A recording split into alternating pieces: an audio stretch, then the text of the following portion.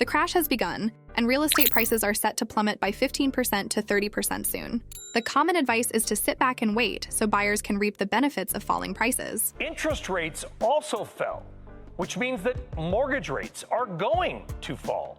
Shouldn't lower mortgage rates help? Many prognosticators will have you believe that this downturn is merely a bubble in the housing market, similar to the one in 2007. But what if the real collapse is happening with the U.S. currency? The U.S. operates on a fiat currency system, and during the pandemic, the government distributed free money liberally. Primetime address tonight, President Biden will tout Congress passing his nearly $2 trillion relief bill. There we go. Not only did they hand out free money, but they also opened the U.S. border to the entire world, providing financial support to new arrivals as if money alone could ensure future economic prosperity, irrespective of any actual contribution to the economy. But whose prosperity are we talking about here? The answer lies within the manipulation of the world reserve currency, the U.S. dollar, which is used to value assets. Like you said, they print the dollar. So why does the government even borrow? Well,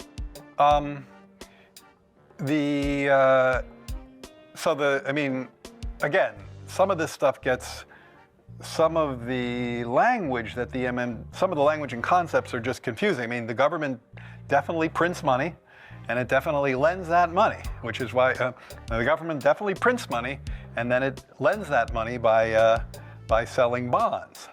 Is that what they do? This influx of paper wealth created a short-term euphoria of illusory prosperity, masking the reality that nothing tangible was being created. The rare exception was an artificial increase in demand, deliberately designed to outstrip supply.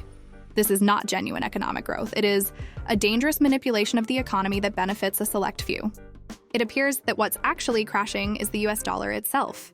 As a result, housing and other production-related assets are being recalibrated to match the shrinking value of the dollar.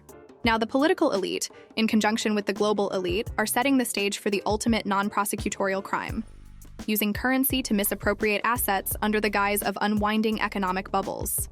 If the loans are spent on bills and paying off previous loans, where does the government get the money to pay back the current loan and the interest that is charged on it?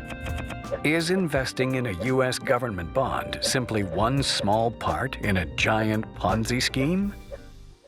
If the real bubble is with the US dollar, how do the elites benefit from collapsing their source of asset manipulation?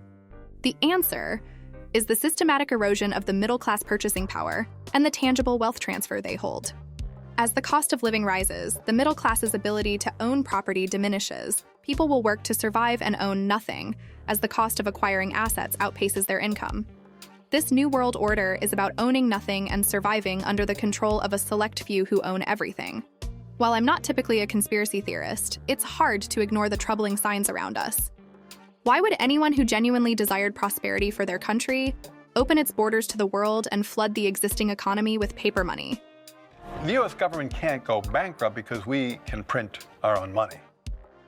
The one denominator we all rely on is the US dollar. Destroying its value only drives up costs beyond affordability, destabilizing and destroying the vibrant middle class that has been the bedrock of the US. This deliberate devaluation threatens to dismantle the very foundation of our economy, benefiting a select few at the expense of the many.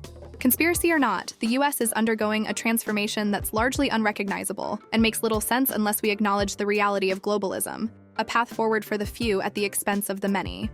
The real threat is not a housing bubble, but the intentional devaluation of the dollar and the systematic dismantling of the middle class.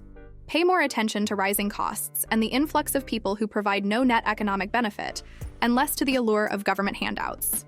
That golden apple of free money is poison for those who bite into it.